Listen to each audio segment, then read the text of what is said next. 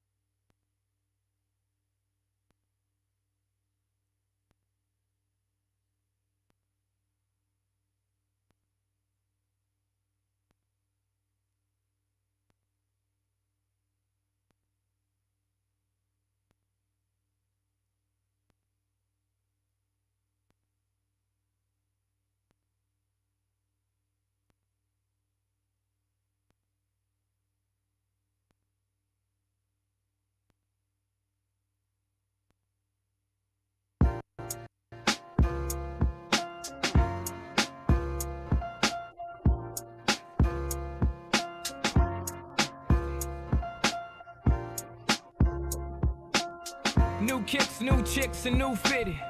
You could put me anywhere, I'ma kick it. 125th G-Dep, let's get it. I hate when niggas say you make real hip-hop. I will still fuck your bitch in Gucci flip-flops. The problem is if I say anything intelligent, you call it conscious like it's somehow not relevant. I agree that this ain't really for KOD, but say la vie out the bows in the SUV. On my way to the Black Oscars, the late Oscar Grant is getting honored. Somebody tell Ryan Coogler he's a monster. And Magic and Jordan will be the sponsors. The great Quincy Jones will pick the artist. Robert Glasper Ensemble. Oh, look.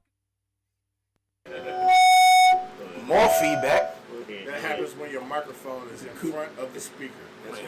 Go ahead. All right, welcome to the Misfits of Comedy Podcast. It is your boy, C. Trowers in the house.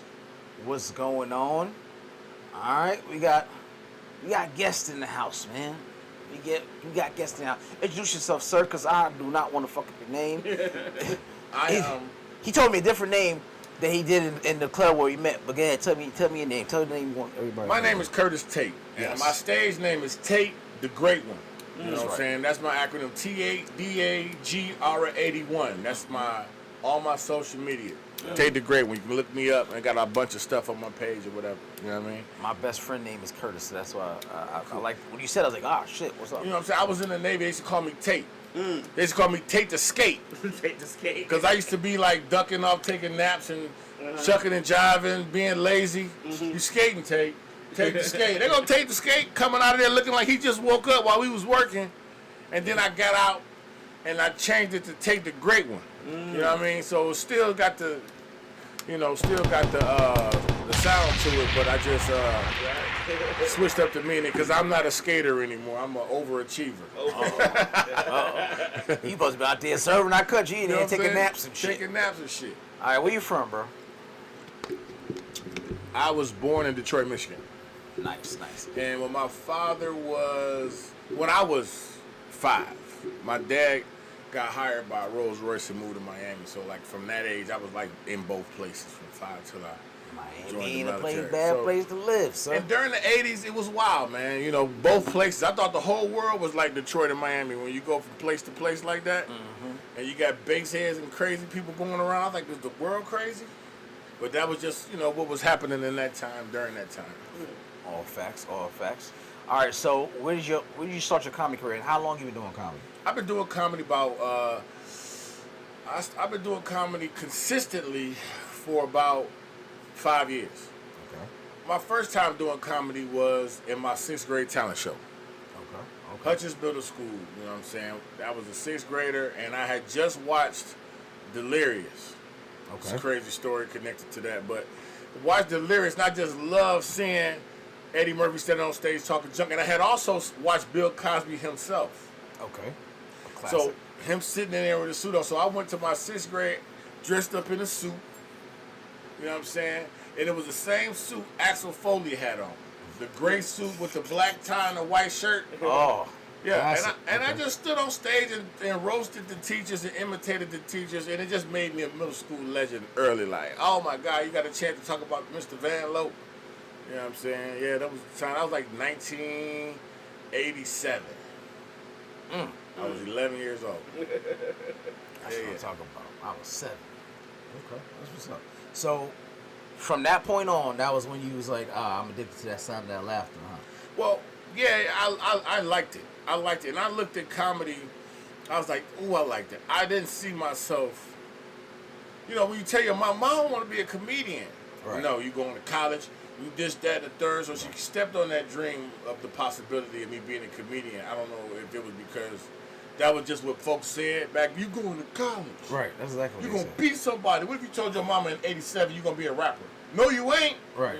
You go. I told my mama that too. Like, Mom, I can rap. No, you ain't. You going to college. Like, what the?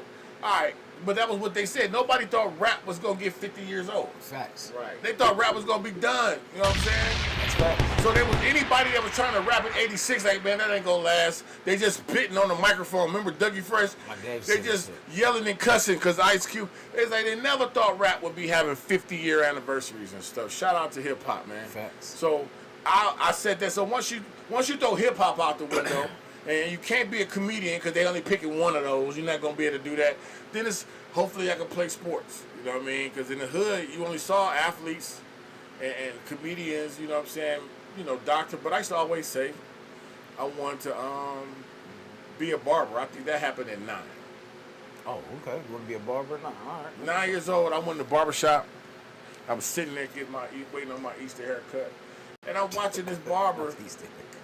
He done made $100 in front of me. This dude sitting here cutting the hair somebody got up, and he kept pulling his bankroll out, giving people they change. And I'm sitting here like, he ain't got to go to the bank. Right. He paid right now. Right. He ain't got to pay no tax. He can just go eat off that. I start counting his pockets. I said, I want to do that. And you know what? And then I'm thinking, they're going to need haircuts forever. That's true. So at 9, I started cutting my own hair. Because my stepfather used to cut my stuff and have it like a bowl. So like I got this big fro, but he'll put a bowl on my joint and it'll be hanging off. I'm like, I cannot go to 6th grade like that. I'm roasted and getting in trouble every day because they, you know what I'm saying? My mama not finna give me $2 though. So one day he left his clipper bag out and I grabbed them joints and start going up on it like that. Next thing I know, I was like, all right. Then my brother's like, do mine. And I did his, and a couple buddies laughed at me, but they was like, all you gotta do is this, this, and that. And once he corrected it and I figured out how to get better at that, Right. I realized like that's the one thing that AI cannot replace. Haircuts. Barbers, yeah, you can't replace a barber with a robot. That's true. So, They'll try, though. They can try. They'll try. And I saw, did you see the video of Elon Musk getting there with a robot, one of them iRobots, giving him a little haircut? Like, nah, I wouldn't try. Not with them scissors swinging like that. Nah. So where was your first time performing actual comedy? Like you said, All right. 5 years. So where was your first time? When I said I wanted to do it, first place I thought about was Cat's Cafe. I went down to Cat's and Maurice was like, you ever done it before? I was like, nah. He said, well, go get 10 minutes and come back when you can knock it down to 5. Sound like something he would say.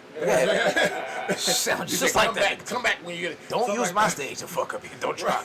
Right, because he run a tight shift over there. Pigs. So I started scouting, and they was like, yeah, Cash has got a room at Spice House on Panola Road Tuesday nights. So I'm like, I'm going to Spice House. Now, I had already written a couple jokes in my head that I wanted to say. But while I'm sitting there, this is like the weekend, Freaknik weekend. Okay. So I'm sitting here like, I started this joke that night. I wrote it in my head. I said, Freaknik baby's about 30 years old. What's a Freaknik baby?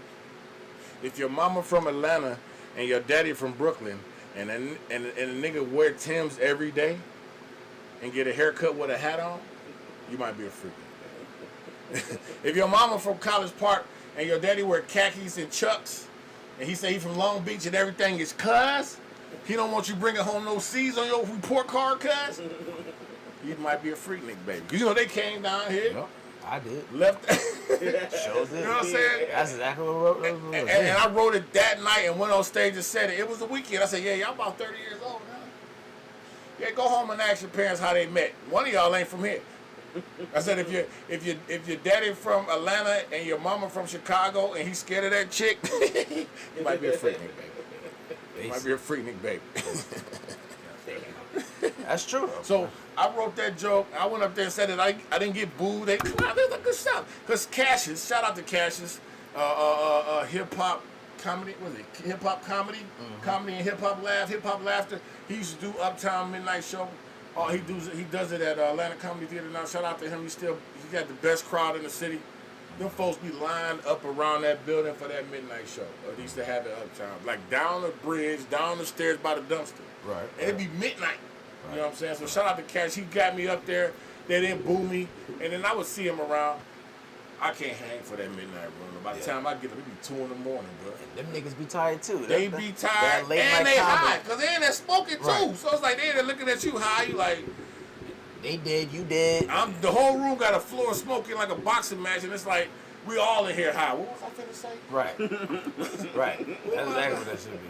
I mean, Uptown good for that shit. Like, y'all niggas. And it's, you know, Uptown, the one they just had, was a great club, man. A lot of great memories in that spot. You know what I'm saying? A lot of cool stuff happened in there. A lot of cool cats came through there. I rocked that stage. That was my stage. I did more time on that stage in the 3-4 years it was open because I would get as many guest spots and open mics and I would get there and I would do improv there every Sunday. So I would always get chances to go up on that stage. Plus the guys that run that club, real cool dudes.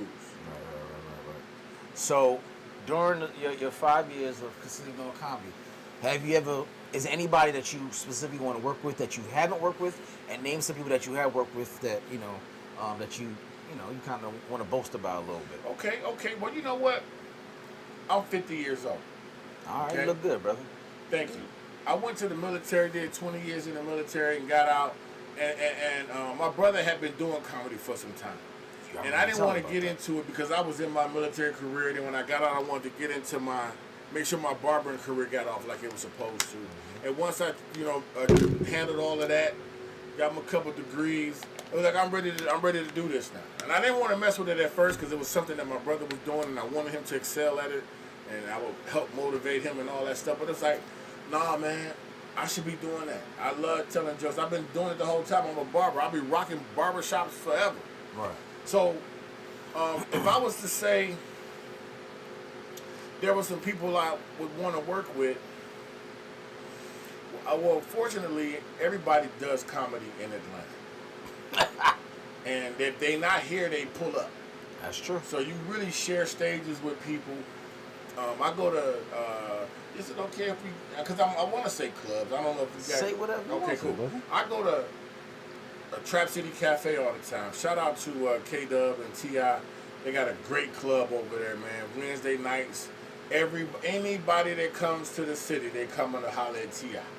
And they going to pull up on this club, and then we going to tell jokes. Then the rappers get to come on and do their thing. But that's a good spot, you know what I'm saying? K-Dub a good host, and he always put me on. He was one of the guys, because I used to go with K-Dub, and he had Blue Lagoon over there. Mm-hmm. And I would go there my first year, like every week. I would go there because I knew K-Dub was cool enough to put me on stage. Right. Because when he first got started, my brother was kind of a vet and was giving him stage time. So he's like, man, every time I see you, man, I'm going to hook you up. Because when your brother was getting me, he was giving me weed, and he would let me go up every time. So anywhere I'm at, you up. And he was just cool like that. So I followed him just so I knew I can get some time. Because if you look at my shirt, it says the comedy grind. It is a grind. Facts. Okay? You get up. I live in Newton County. Okay? All the comedy clubs are in College Park. Okay? South side, west side, north side, Smyrna, all that stuff. That's where everything is. For me to drive an hour, I go to the shop, go home, take a shower, get dressed, get in the car, drive an hour across 20 to the comedy club. I go stand in line with 20 other comics hoping to get maybe 4 or 5 minutes on stage. Trying to tell niggas. And you done came up there, spent $40, $50 in drinks and nachos and shit. Yep. Stuff, I don't know. No, you cuss. And you sit up in there and it's like, you can't get me up. Damn. And that's only because you ain't good enough. It happens in my early time. And that's the grind. The grind is saying, I gotta go. Because the comedy is built 5 minutes at a time. Facts.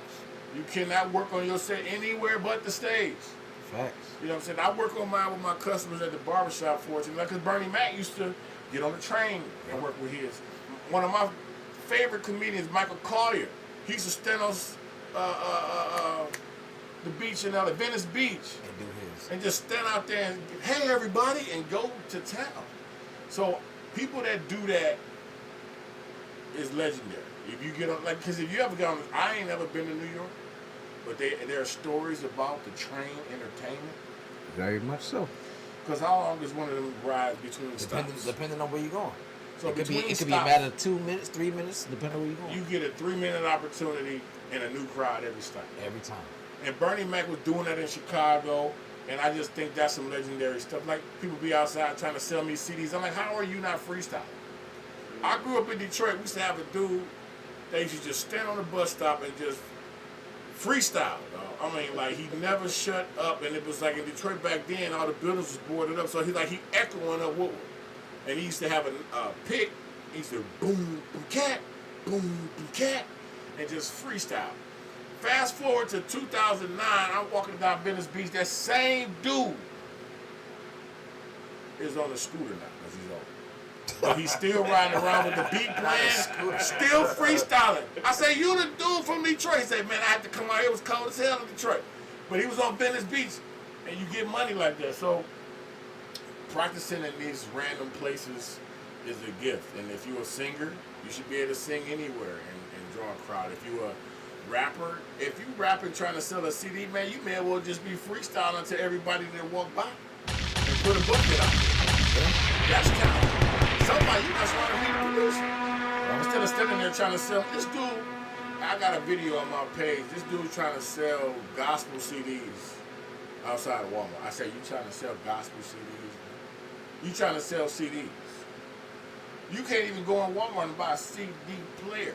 Right. Who gonna play a CD? We got the barcode for the scan for the which. I said, all right, that's what's up. That's what's up. He had some shit he had to unload. That's all it was. He's like, nigga, I gotta get rid of these motherfuckers. Go ahead, give it to him and put the QR code in the back. Man, I'm telling you. So what's your inspiration in comedy? Like, my inspiration in comedy is I've lived a life that needs comedy. Like, yo, I've done so much stuff. I have so many stories, man, that my comedy could write books. And I feel like what I want to do ultimately is I got about 6 hours of content. I mean, of work as far as written comedy that I want to express. I want to do a special on my Navy career. I want to do a special on, my past relationships. I want to do a cartoon on my childhood, on some Fat Albert shit. I want to, what I'm saying? These are things you want to do because you get so much time on this earth if you're healthy.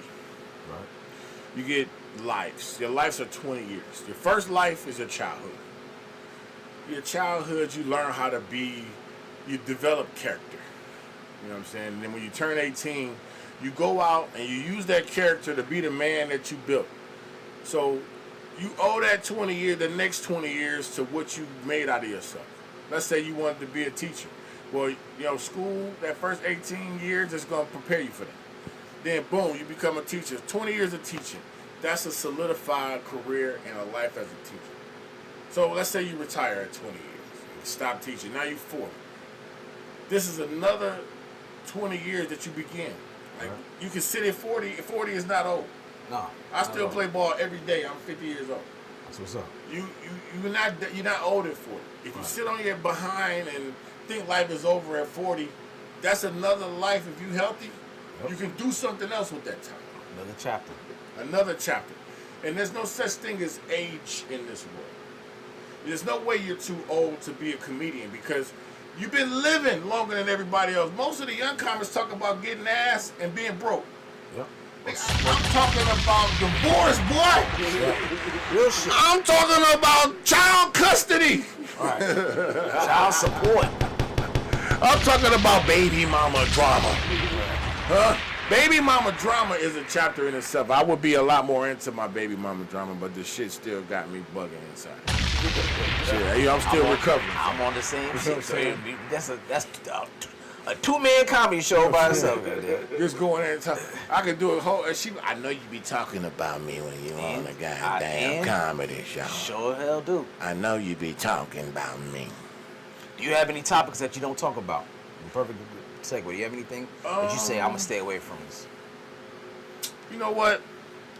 I grew up in the '80s, man, with some of the meanest motherfuckers in the world on Gladstone between 12 and 14. If you break your arm, we didn't have cell phones to videotape your agony. We had a crowd of dudes standing around you laughing. Right. Can you call the ambulance? I can't. We got to go find a payphone because there was no cell phones and no cameras. Right. So I have very tough skin. You can't hurt my feelings. Right. And comedy ain't like that no more. You used to be able to say anything. That's why I chose to be a comedian, because some of the things I say I could always say, hey, I was just kidding. These is just jokes. Right. But I don't fuck with homosexuality. I don't fuck with it, and I don't tell jokes about it. Okay. Because honestly, and I'm going to keep it 1 million, homosexuals run the world. Okay? We can laugh, we can chuckle, but them real ashy elbow, broke back niggas from back in the day, we are dinosaurs. We going to fade out in about 35 years, and it's going to be some other type of dude, you know what I'm saying? And there's no offense to anybody. I just don't, you know what I'm saying? So it's like, I'm a, you know, when a dude come on there and say, be a man, you know, I'm one of them dudes, man. Start a fire. I can start a fire with wooden sticks, 2 wooden sticks, you know what I'm saying? I can change a flat tire. I can change the flusher on a toilet to stop the toilet from running. I can cut down trees. I can cut grass. I can change oil.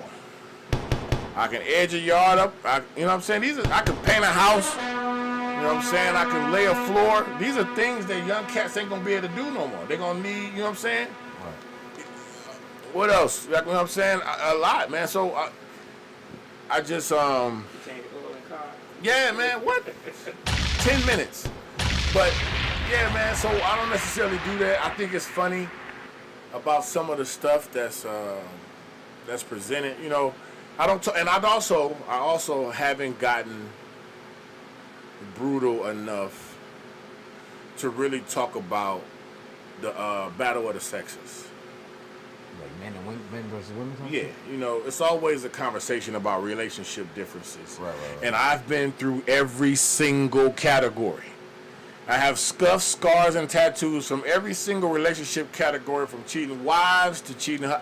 One time, I came home, I was on duty. When you're in the Navy, you got to stand duty at least once a week. And duty is when the ship has to keep a skeleton crew on it that can get it underway and out to sea in case of an emergency during Liberty Call. Okay.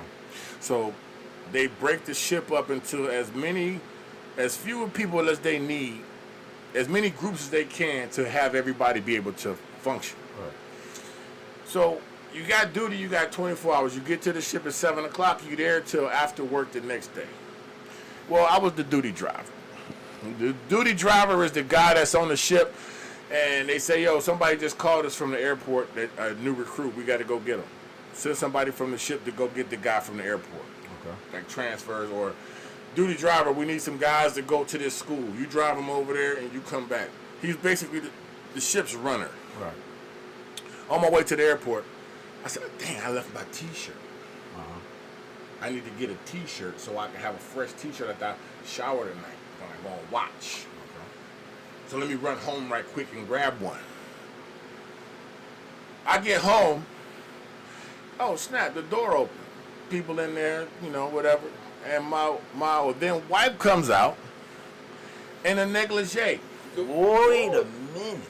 Now, it's 9 o'clock. She could have still been sleeping.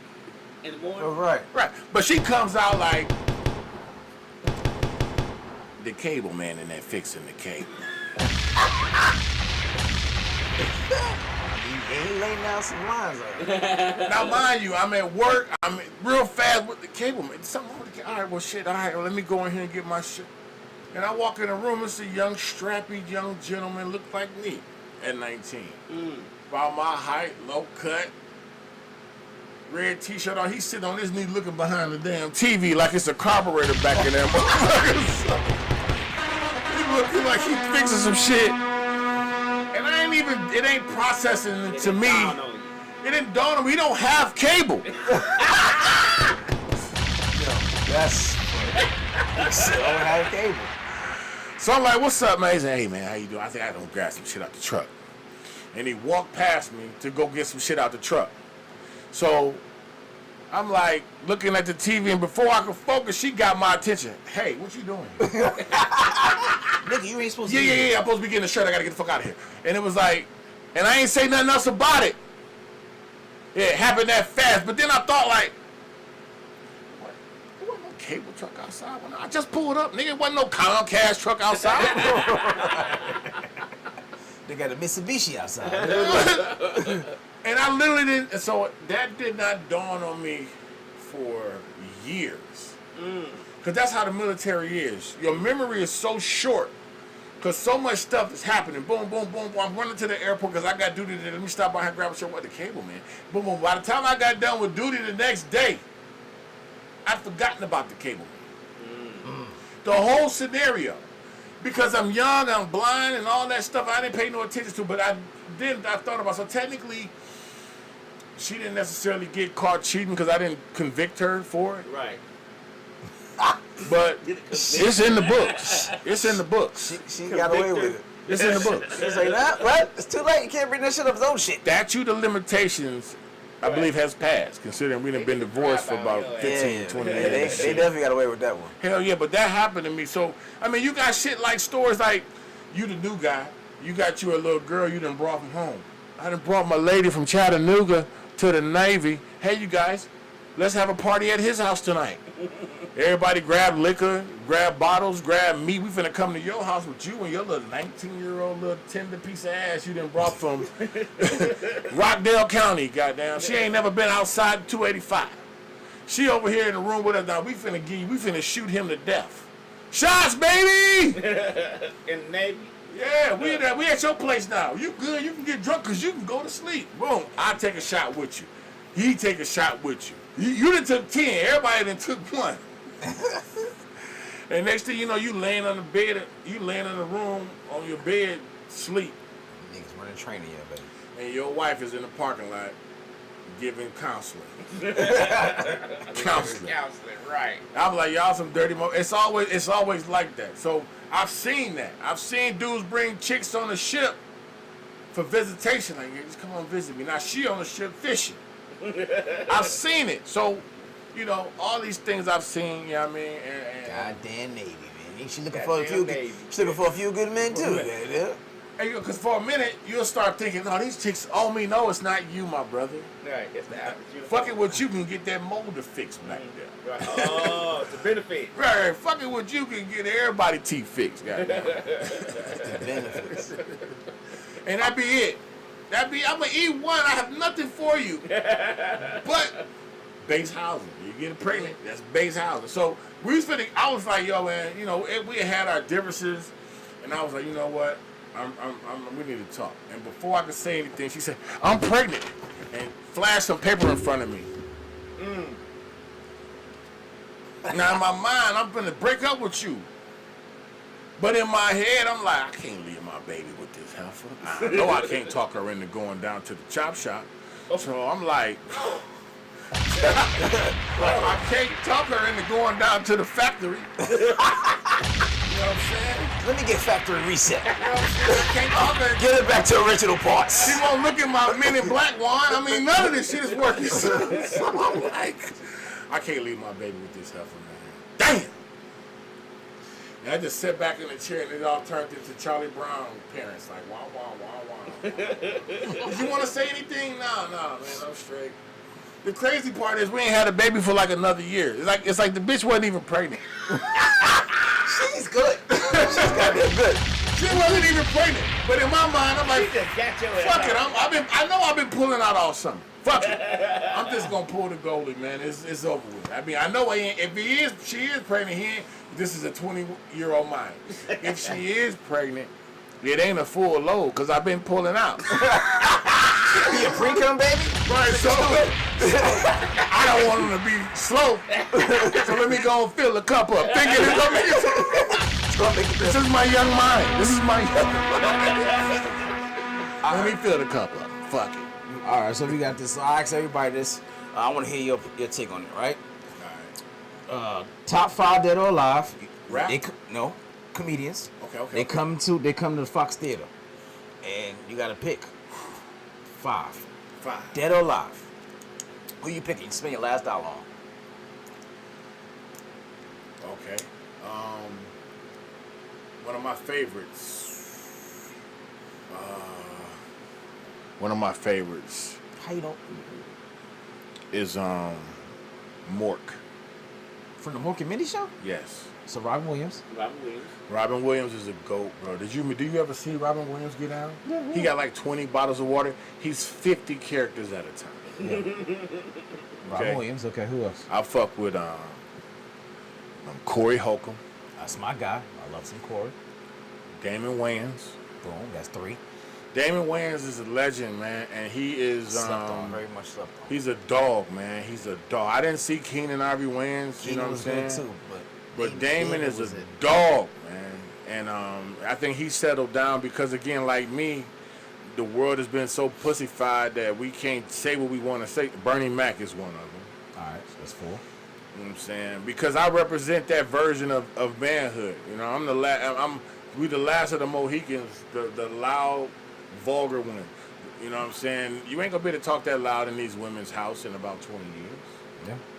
Huh? Most of these women getting houses will put you out. Right. I'll put you on child support. You better not come here raising your voice. So if I went, need one more. So I'm gonna give it to a lady. All right.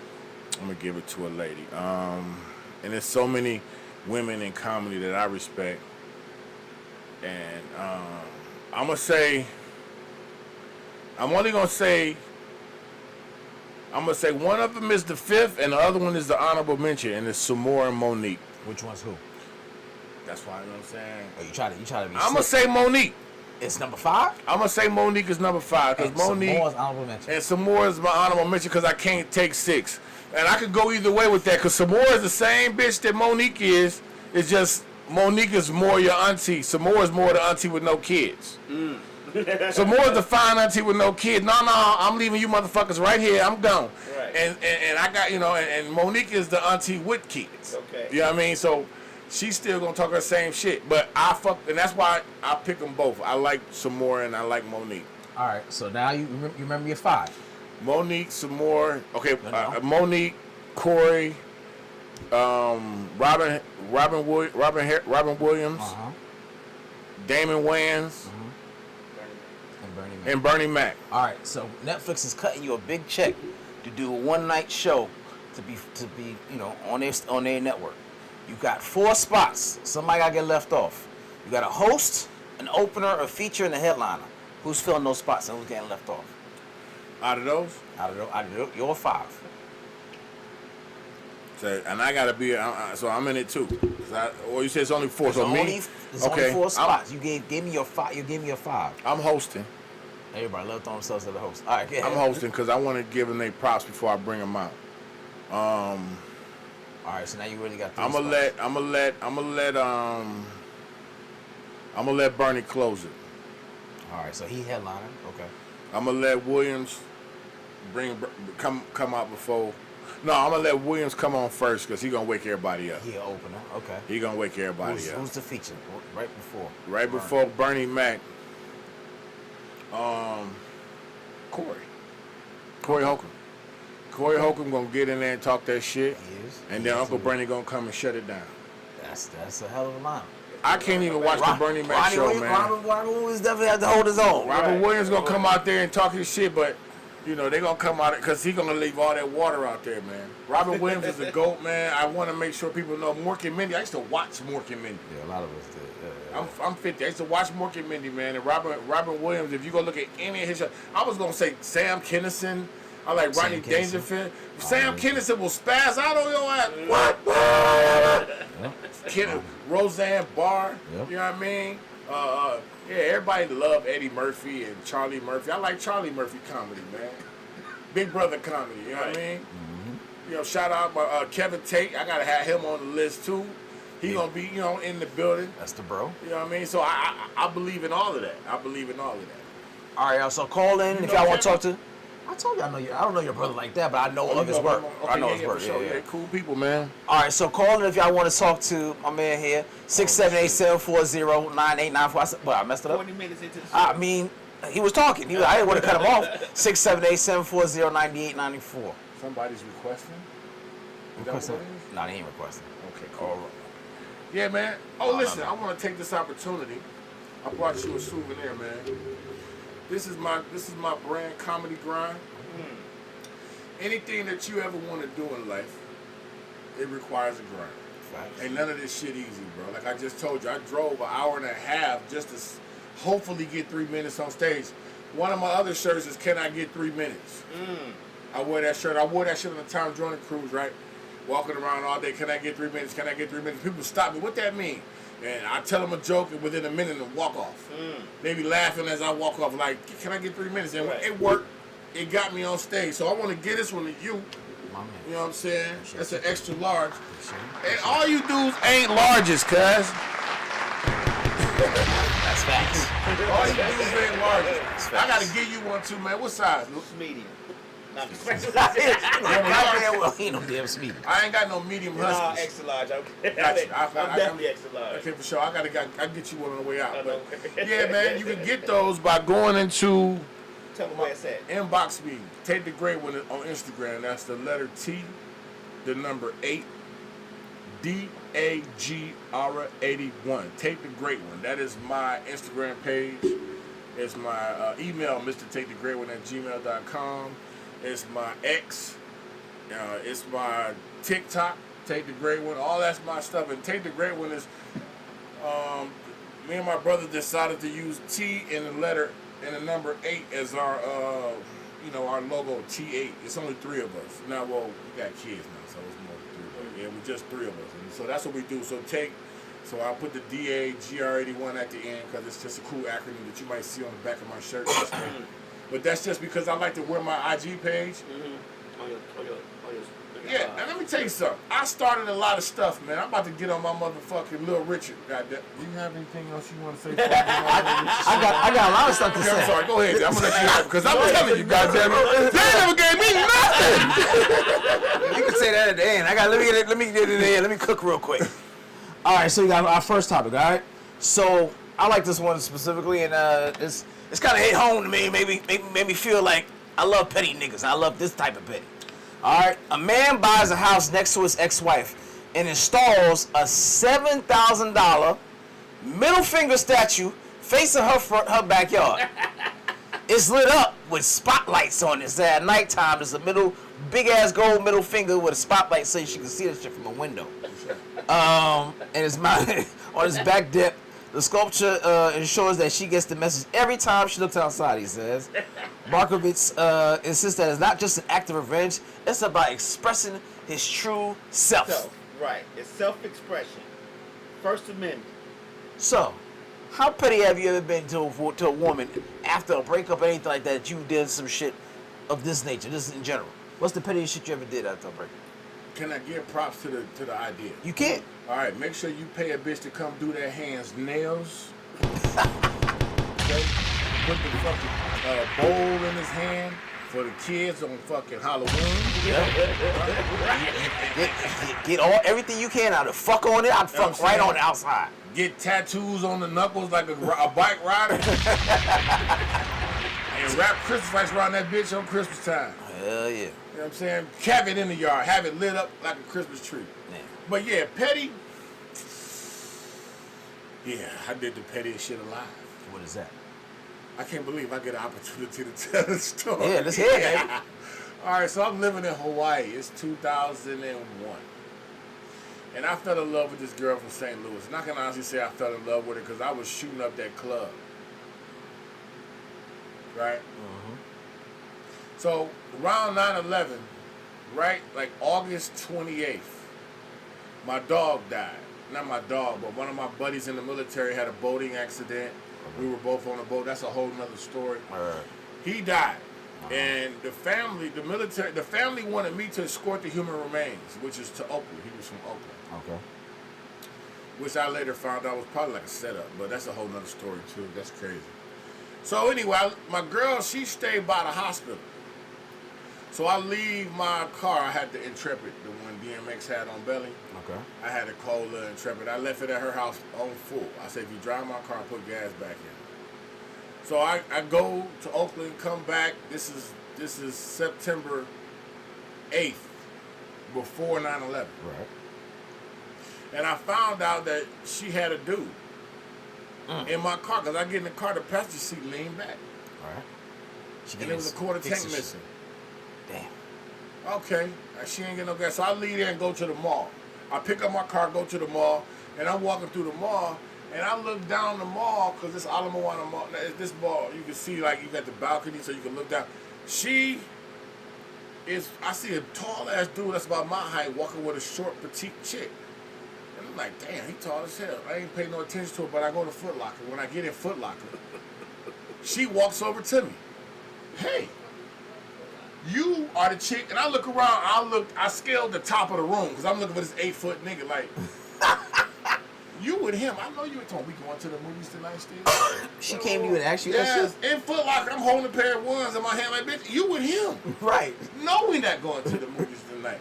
So I shook his hand. And I was like, you got it. And I walked out. I'm upset.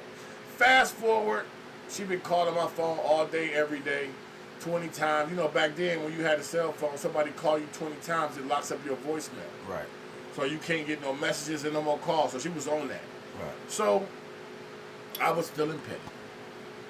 I'm going shopping. I walked past this store called Frederick's. Frederick's at one point was in competition with Victoria's Secret.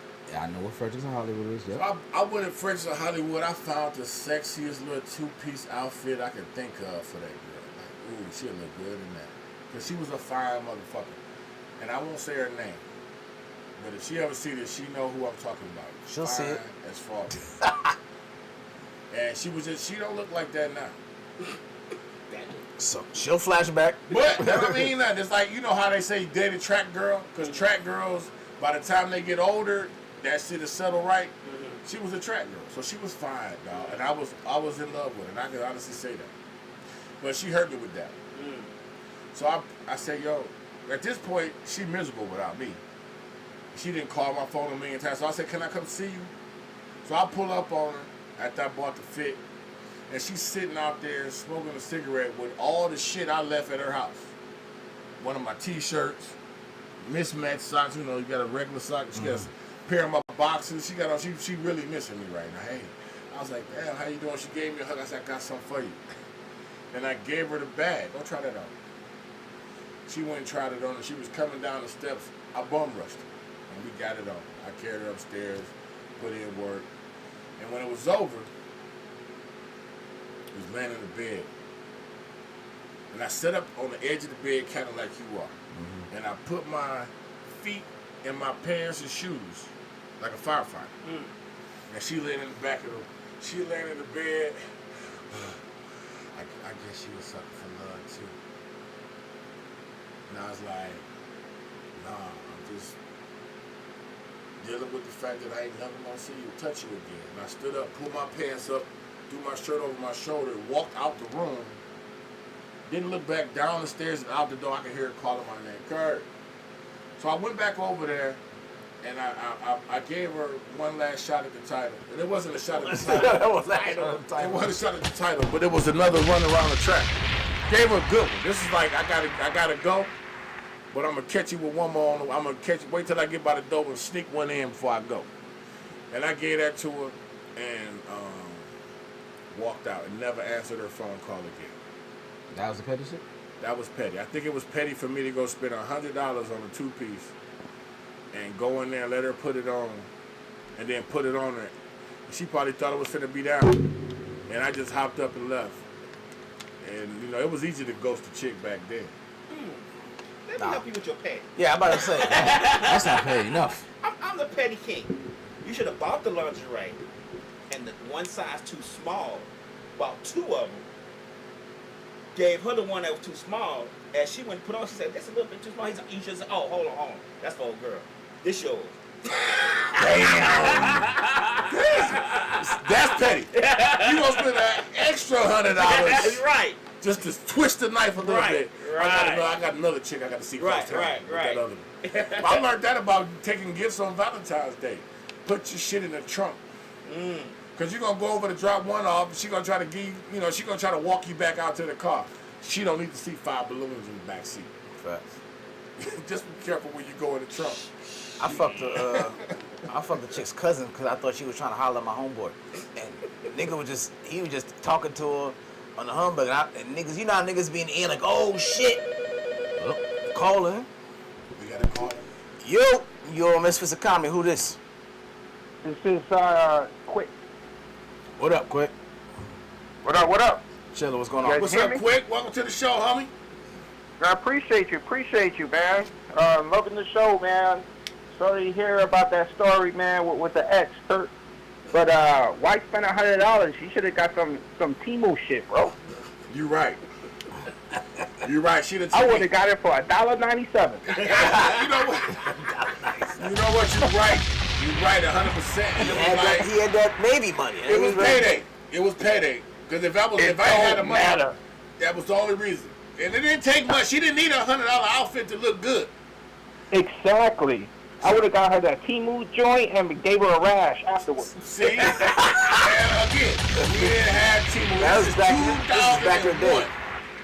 2001. Oh, We barely had 2001. We had to order our Victoria's Secrets out of a catalog. Yep. And Oh, then- man, you should have went to Dollar General. Ah, man. I'm going to remember that next time. I should have took the batteries out of the remote. Oh, Damn. Should have did that. I took the Damn. shit paper out of her bathroom. hell no. Yeah. All right, Hey, cool. man, I appreciate you guys, man. You guys doing a great job. But Man, I just appreciate wanna- you calling in. Thank you, sir. Yeah, no doubt. Just want to go back on the last subject about, one of the comedians that I think that was phenomenal when they first started. But in my opinion, Whoopi Goldberg, before she got the white dick, before she became a lesbian. Not the white. Now, Goldberg is a Jewish name. She might have been Jewish and was trying to get in touch with her community. She did that. I don't with a lot know, of but white it dick. flipped her, though. It flipped her. She went to the other side. She Yeah, did I that never with saw a white Whoopi dick. with a black dude. I Other saw. side. Has she ever? She She that's was what I with. She was trying to fuck Angela Bassett. That's how Stella got her groove back. Allegedly, yeah. You don't need nobody to see this shit. It's not Mister going- hit it. Allegedly. Yo, wasn't she married to the dude from Cheers? Ted Danson. Ted Danson. That's right. I Yeah. couldn't imagine some of the arguments Yep. in that house, man. Nah, imagine him Damn, fucking bro. smacking that ass from the back. And let me tell you something. Whoopi Goldberg was fine. It's just people didn't wear dreads like that back then. She was a That's sexy true. little chocolate girl back in the day. Like she just got older. And- Yeah, she was Butterface, for sure. Oh, that butterface. She was Everything. Butterface. And She was looking pretty. she wasn't a revealing type. She wasn't At wearing all. tight stuff. She was dressed like Tracy Chapman. She kind of looked like Tracy. With the black lipstick. That shit was crazy. Shout out to Tracy Chapman. You That's got true. a fast car. Yes, sir. Thanks for calling in, homie. Yes, sir. Appreciate you. Yes, sir. Be Make safe, sure guys. you follow me Thanks. on tape. Make sure you follow me on IG, man. Inbox me, man. What is it under? It's under Take the Great with the letter T, the number 8, DAGR81. Take the Great one. It You shouldn't be say on the- Aura, bro. You must be from Atlanta. No, he's from It's in the, hey, yo, it's Detroit. pinned. It's pinned at the bottom. It's pinned at the bottom. I Yeah. see it. It's on the Yeah, top. man. No Make doubt, sure you fam. follow me. Inbox me so I can give you a shout out, man. Nah, no doubt. Appreciate you, man. Shout out to the Lemon Pepper. Word up. Later, bro. You stupid. All right, bro. That was cool, man. Told you. So I was saying, I fucked this chick. I was fucking with her cousin because I thought my own boys gassed me to think that this nigga was holler at her, and my petty ass don't ask no questions. I was like, yeah, I can see that shit. Fuck that. Her cousin was giving me some play. That nigga put a quarter in your back. He put the hell of a battery in my back. Put the battery in his back. Put the battery in my back. Straight drumming on him. Man, he laughing and she kicking, and that's all I saw. I turned around like, bet. Hold on. He said key can. Yeah. Key can to get you choked the fuck out. Right. Key can to get you choked the fuck out. You're so crazy.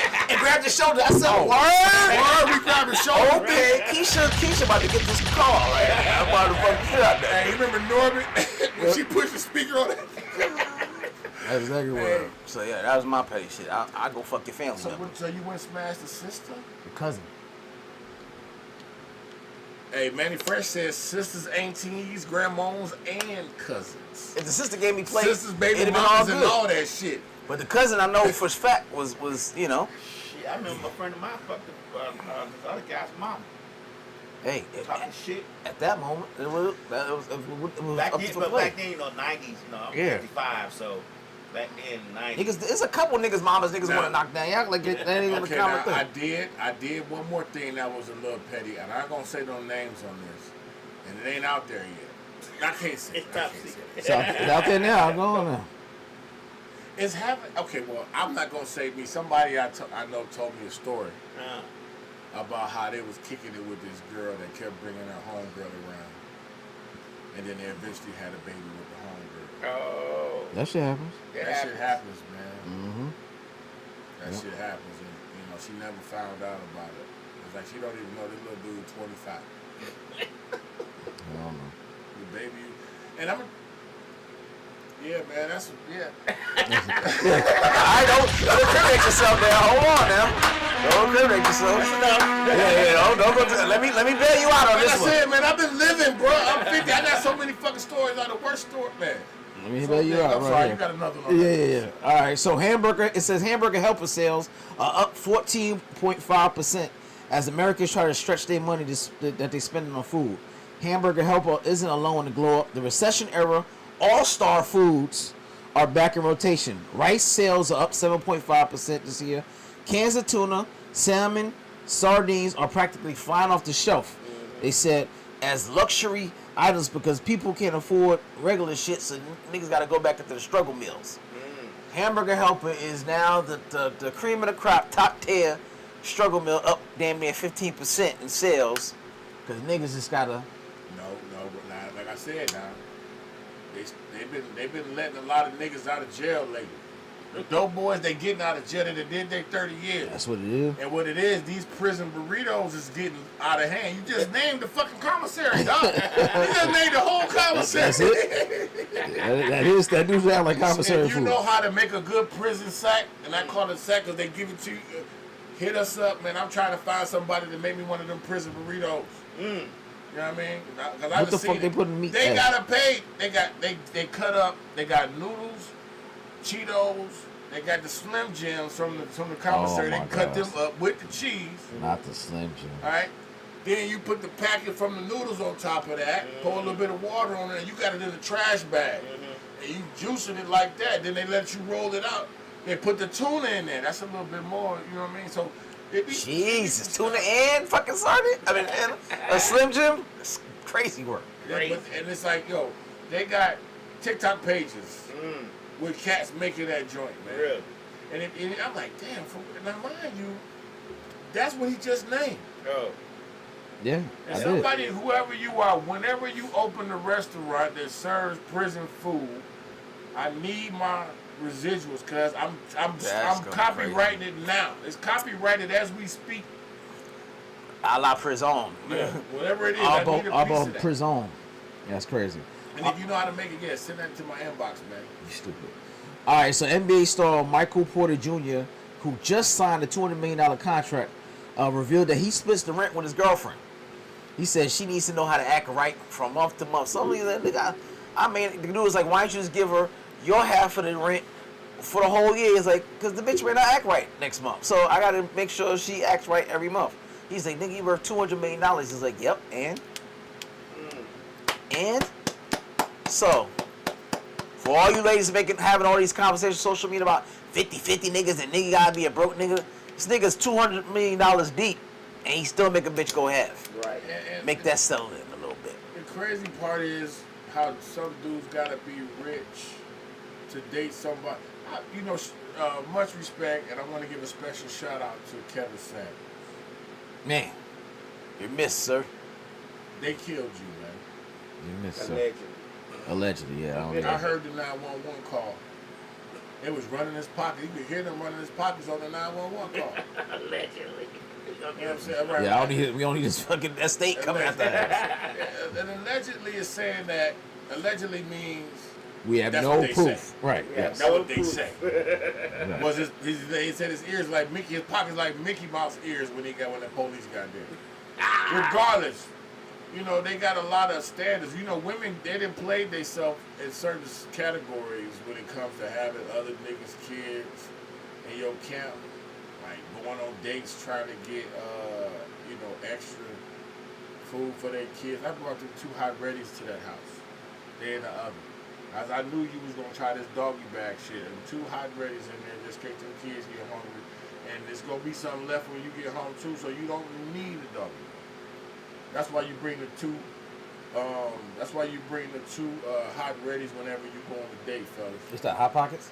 Hot readies are 2 little Caesar's pieces, $7.99. Hot and ready. Yeah. Got it. And Okay. you can go in there and they hot and ready because they always they make the pepperoni That's or the true. cheese and they keep them in the oven. That's true. Grab a couple of those. That's $14. Bring that to the house. Yeah. Because these women got the audacity to bring their kids on dates. Yeah. Or ask to take to-go plates for their kids at home. And again, if you don't have your kids food, you don't need to be going on a date. How your kids at home starving and you out here full. Right. And then trying to judge me because I won't stop and get them enough from Burger King. What's Slick say? Hold on. Women could go 100%. What? Yeah, she's right, you don't want to go 50-50 with nobody, but you're going to go 100% by yourself. Say women can go 100% and leave them petty niggas in the wind. So she's saying women could just pay for themselves. Yeah, do that. Yeah. Durant I took believe that? that. She said women can just go 100%. Because I'm gonna tell you a real fact. Women get with dudes for support. You think so? A woman only wants a man for his monetary support. If that's the case. If you're the woman that don't need it, then you don't need it. We talk about the women that are out here looking for men. They're judging men based upon how they are able to provide. That's true. And we looking like, you want to borrow $200? Well, come over here and give me some ass. Because that's all I want from you. You Right. fine. I don't need nothing from you. I don't need your money. I don't need to know what. One girl was trying to get at me, and she got her own crib. She got her own 2 cars. She got her own bank account. She loaded. You know what I mean? She got it all. I said, well, you don't need a man. You don't need a man. You are your own man.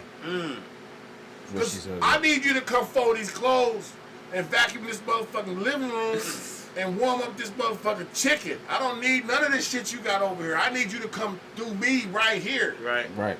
I don't need none of that. So if you already got that, then you don't want to do it. The dudes that you're going to attract are going to be emotionally unstable young men. Only an emotionally or intellectually unstable person as a man going to move into a woman's house. K-Lady said, we ain't Hazel. I'm moving into your house, lady, because I don't have my life together. The only thing working for me is this ding-a-ling, so I'm going to move in and let this keep me alive. But the minute you grow up and say, I'm not doing that shit, now you got a problem. So again, you got the dude, so those women will complain like, man, he's so weak, he's so lame, he this, he that. Well, he moved in with you. They say we looking for niggas that can fuck with awesome head. Right. That's it. Let me tell you That's something. some shit she would say. And I bet you beautiful, and I'm sure you taste like water. Niggas ain't eating 50-year-old pussy, dog. I mean, we gonna stick to 25 to 30 at the oldest.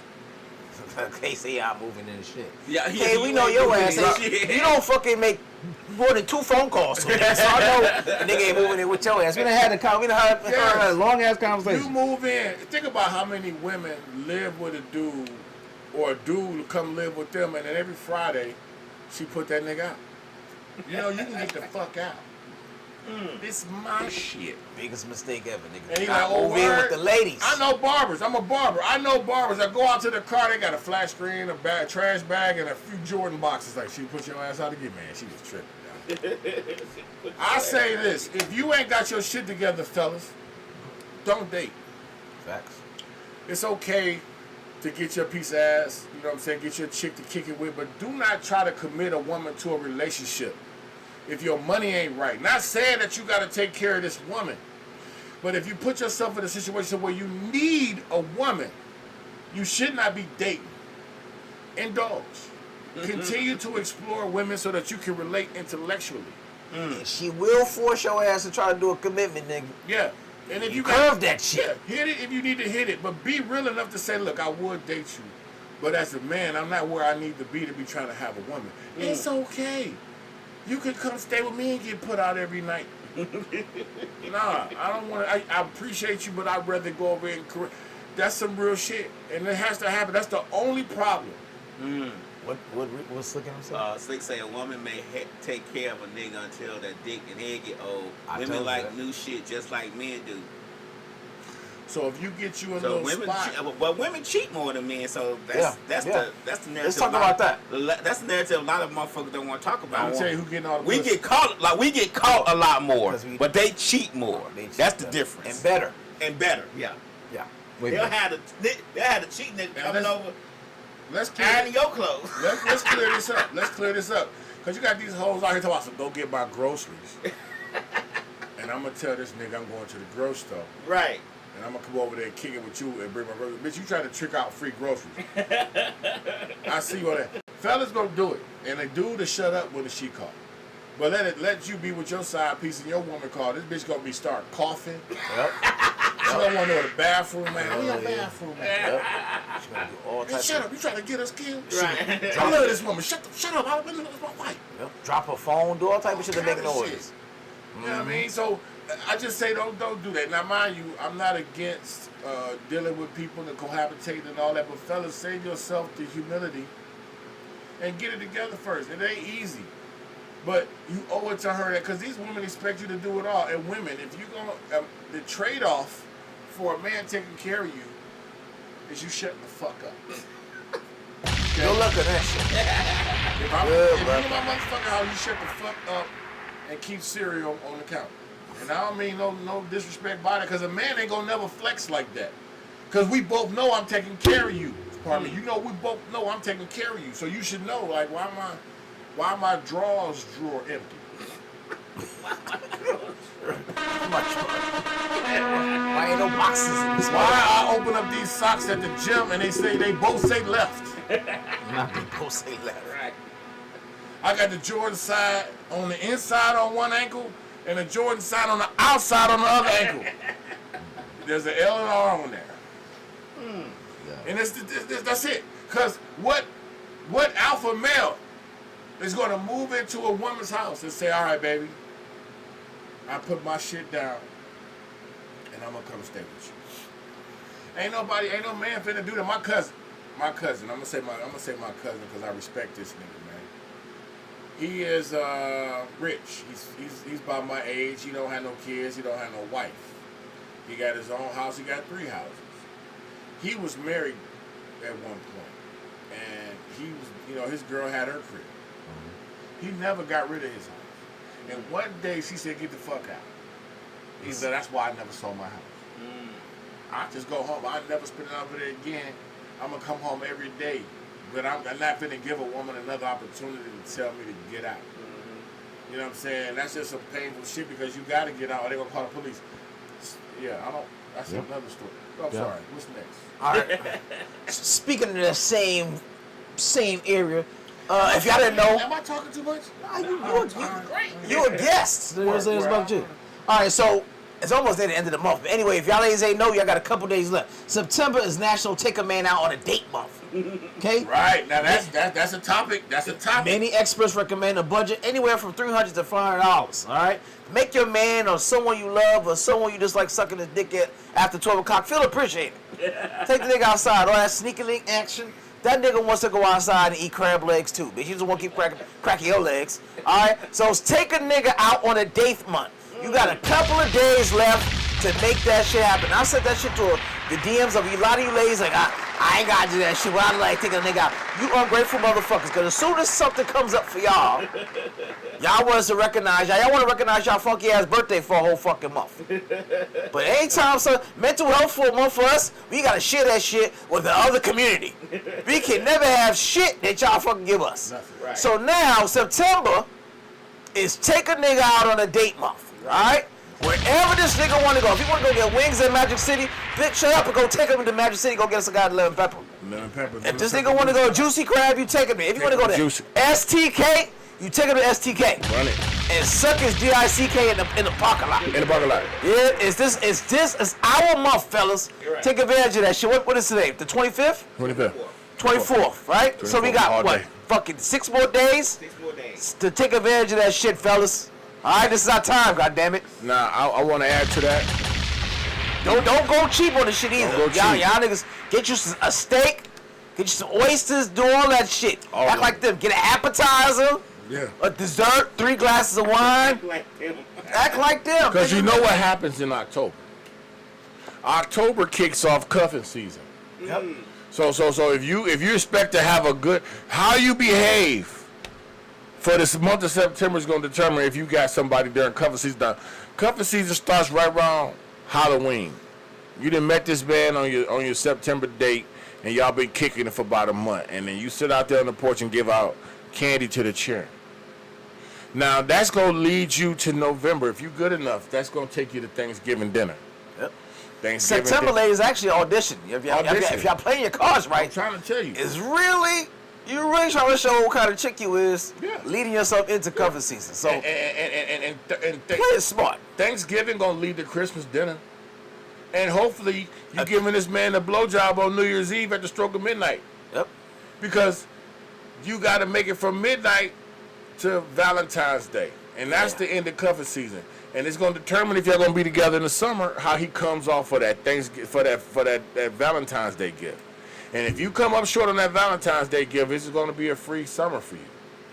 Cuffing season is gonna be over for you. Some niggas is petty, and niggas don't want other niggas to have you, so they'll just get you pregnant and say your summer's over. Right. That's over. Summer's over for you, baby. What you always gonna be outside with your bitches? I saw you looking at Fashion Nova and Shein on your phone. Out of here, shop all that club up. Tell everybody you inside. Next cuffing season, your ass gonna be changing diapers. That's it. Grand opening, grand closing. And you thought you was outside? That's about 9 months later. It'll be cuffing season again, and you'll be by yourself, and this man will be out here trying to recruit another member for the cuffing community. So govern yourself accordingly. And this is just real stuff. Men ain't gonna tell you this. You getting exclusive. You get exclusive content right now. Inside trading secrets. Inside trader secret. We are governing how we are looking at how you get out, and it's gonna determine. Manage your coochie appropriately too. Y'all, some of y'all underbid your shit and then you be mad. You know what I'm saying? Look, pussy is the best stock ever. That shit does not lose value. Y'all be undervaluing your shit and then be like, oh yeah, this shit about to cut off. How, bitch? How? You got something between your legs that fucking stands the test of time. Fellas, Manage that shit better. the way you show your strength when it comes to women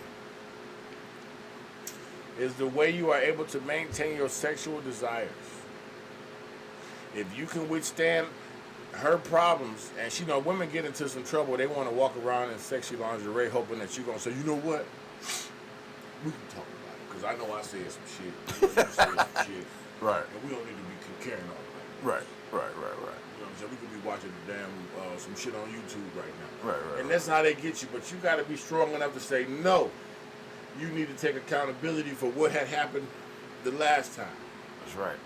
So yeah, you have to show your strength that way, man. You let her phone get cut off, nigga. Let her And send a note by pigeon to her house. Bitch, you're gonna be on old school text messaging. I ain't gonna have to have you keep paying for your goddamn phone. What are you talking about? Walking out here with sexy lingerie on and shit. I get your phone paid for. Let the other nigga do that shit. Okay? I am Netflix subscription guy. That's what I pay for.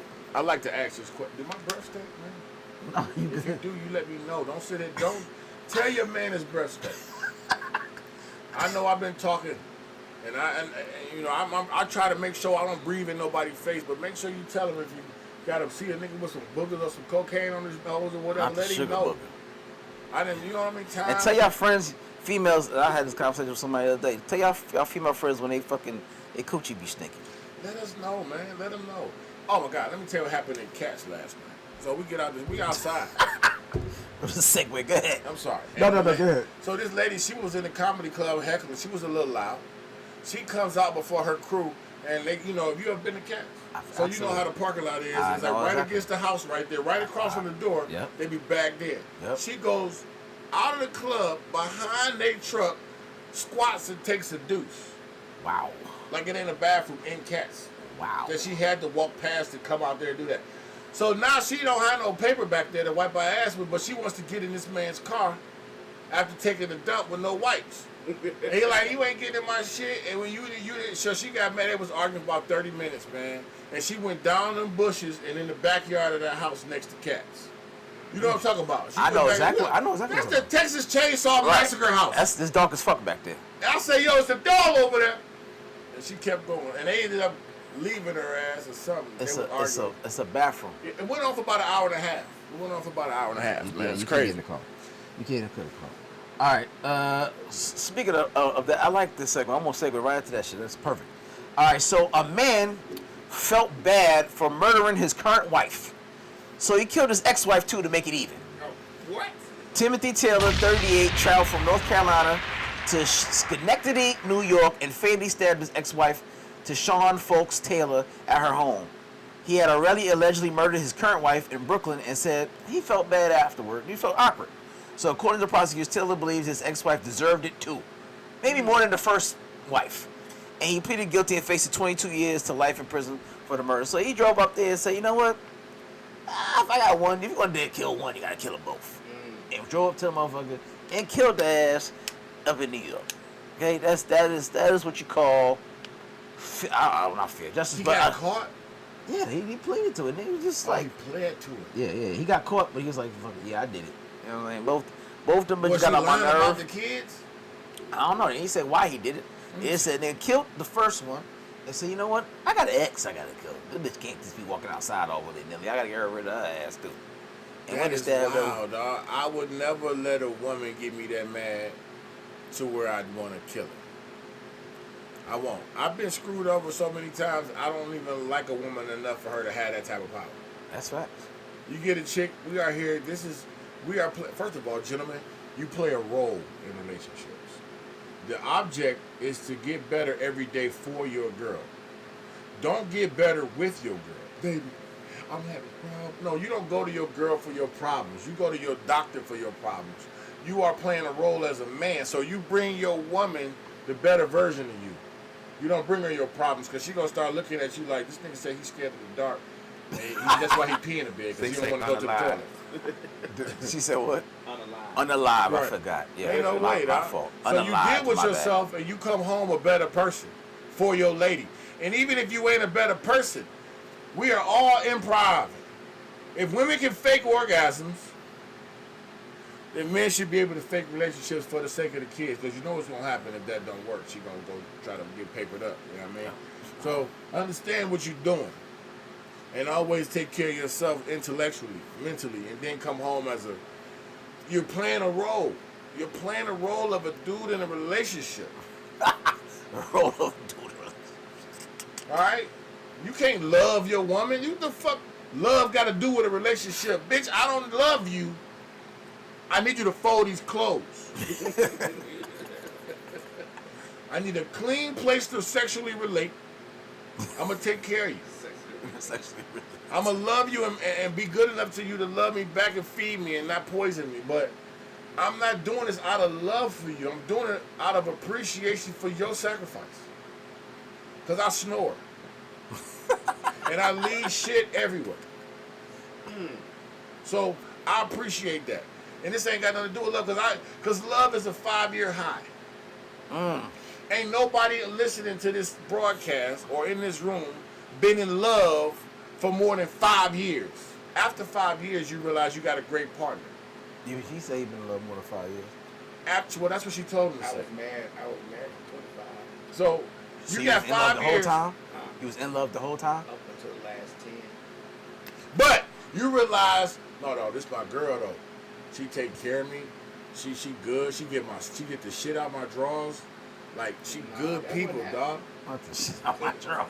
That's what happened. That's a woman that love you. You know you have underwear that be dirty that come through. That some women throw them shits away. But regardless, a woman that loves you is gonna clean your dirty drawers. And she gonna wipe your ass when you get old if she love you. But as a man, you can't operate off of love, man. Cause love will have you sipping. Love will have you sipping for your woman, thinking you gotta. You know what I mean? You cannot do this for love. When you gotta lose it. Yeah, it's like you love your security, but nigga, I ain't in love with you. I love the fact that you here, nigga. You get sick, I'm gonna find somebody else. Right. I love you, baby, but it's not the love you talk about. I love the fact that we get along well. But you cannot govern a successful relationship with love. Love is a 5-year high. What happens when she ain't fine no more? What happens when she ain't looking like the chick she looked like when you met her? Love is out the door early. You gotta like the person you fucking with. So I love you enough to say, state of Georgia, I don't want no more pussy. I just want to fuck her. And I want to give her everything. And if it don't work out, if she get mad, she can take all my shit. I don't care. I just love her today, and I promise to take care of her for the rest of my life. That's what marriage is. Yep. I don't want no more pussy, just hers. And I don't care what about all the women that's walking around, just her. So for a man to say that, man, it's out of. You know, What Kay said? You said hurt. What she said? I can't read this shit. Hurt. That's all she said. Somebody hurt T So ain't for real. She said somebody hurt. T ain't real She said bad. somebody hurt you real bad. somebody got hurt you real bad. Somebody got her believing they in love.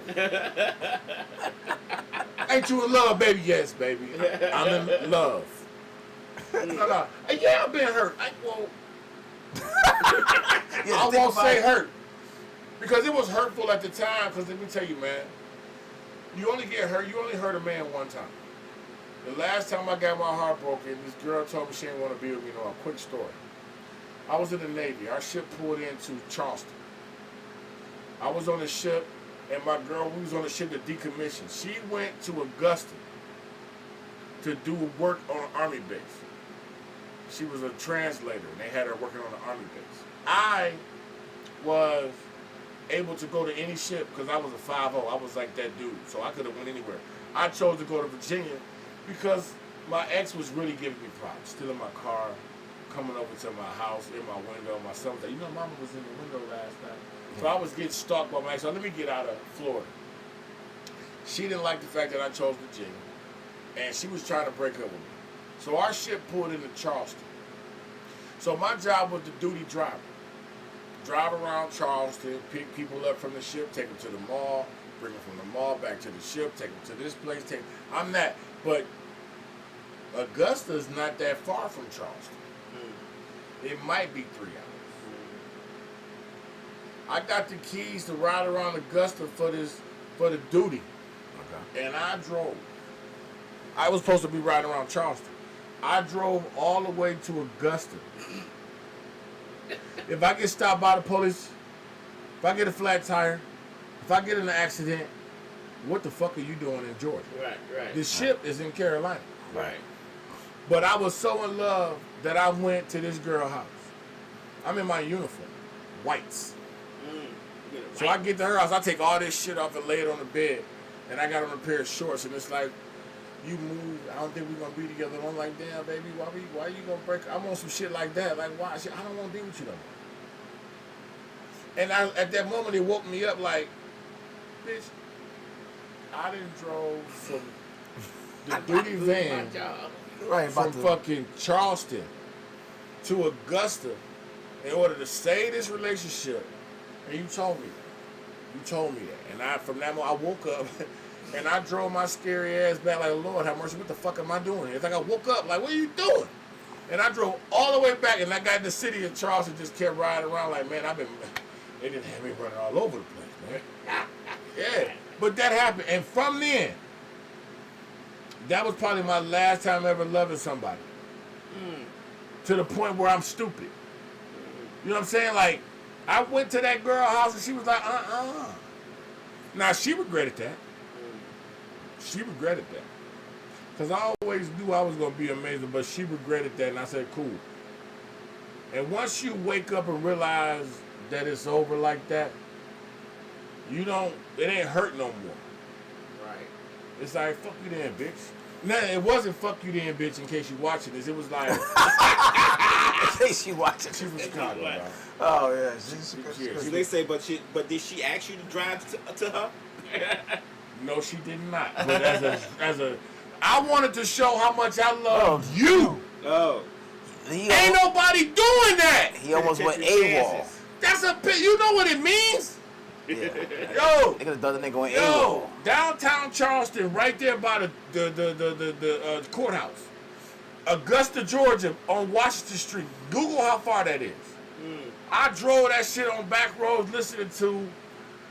I was learning the CD. I was listening to... Learning the CD. I was learning the Carter. Jay-Z. I'm from the streets that you need to be warned about.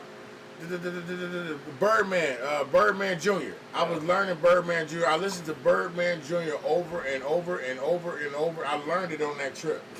Birdman Jr. I learned the Lil Wayne Carter CD on that trip. That's what we used to do back then. Play a CD until we learned the whole shit. And to learn the Carter CD, go DJ.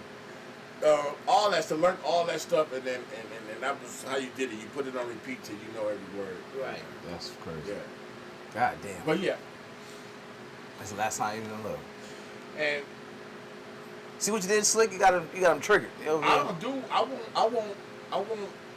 won't go to that extent for love anymore because I know it's too transactional. Women don't love you. They only love what you can do for them. Women they'll tell you what you gotta do. They'll tell you what they want you to hear. But as long as you got my phone bill. Now, you can meet beautiful women and your love of your life might not even be beautiful to you when you see her.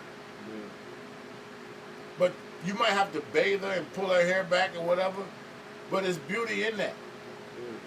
You ever see the classic car in the yard? The trees growing around? Like, no, I'm gonna put a new motor in that. I'm gonna do a new motor. I'm gonna do the dust. I'm gonna paint on that thing. Put some dubs on that jump. And you got the baddest thing on the road and can't nobody find that nowhere. Because you wouldn't have found you a diamond in the rough. Right. And don't think beauty is not glamorous. Right. Beauty is not glamorous. If a person's glamorous, it's like somebody having perfume on their pussy. What are you trying to hide? What stink are you trying to disguise with that fucking perfume on because that love spell? You know what I'm saying? That's why I say good coochie tastes like water. So yeah, that's how I look at like you didn't went and got the surgery, you didn't went and got the face, you didn't went and got the makeup, you got the wig on. I'm looking like I don't even know what this bitch look like. Right. So I would always say that real love is not glamorous, it's not loud, and you ain't gonna find it in the club. You ain't gonna find it in the club. Now this is nigga 50 years old. I'm telling you, I know what I'm talking about. So there you go. There go your answers. Damn. All right. So this is the end of the show. Give everybody your social stuff and what's your next shows. Oh wow, man. First of all, man, this has been a great opportunity, man. Did I go too hard in the paint? No, man, you did exactly what you're supposed to do. Which I did a good job, man. Can I get some smiley faces, some thumbs up, some Spotify, all that. well, you said my shows. I'm all over Atlanta. I was supposed to go perform tonight with a couple people, but I put it down because I needed to be here, man. I love this show. Oh, I see hearts going up. Man, I love it. And kicking it with y'all has been great. And it's an honor, man. It's an honor when somebody cares enough about you and your profession to want to sit down and have a real conversation with you. And, let you talk about some of the stuff. I could go on all night. Now, I do be streaming. My YouTube page is Take the Great. When I be streaming when I play 2K, so you go on there, you might see some 2K videos. But if you scroll down, I got a podcast. My podcast is called Game Time. I'm in my barbershop giving people a haircut, having conversations about it. You know what I'm saying?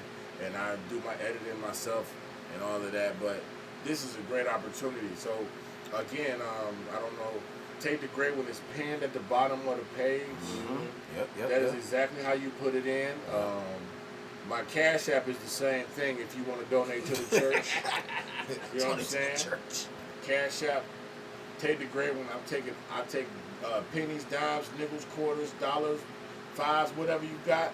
Because I'm going to need some gas money to get back to Newton County. I'm in Douglasville. You can't go. This is the furthest you can go from my house and still be considered in Atlanta. Yeah, I got to stop and get Quick Trip hot dogs in 3 locations. I'm going to stop. I'm going to stop on this side, on the west side, then I'm going to stop in Panola. You got to stop in Panola. I might need some cologne or deodorant or some fake buffs.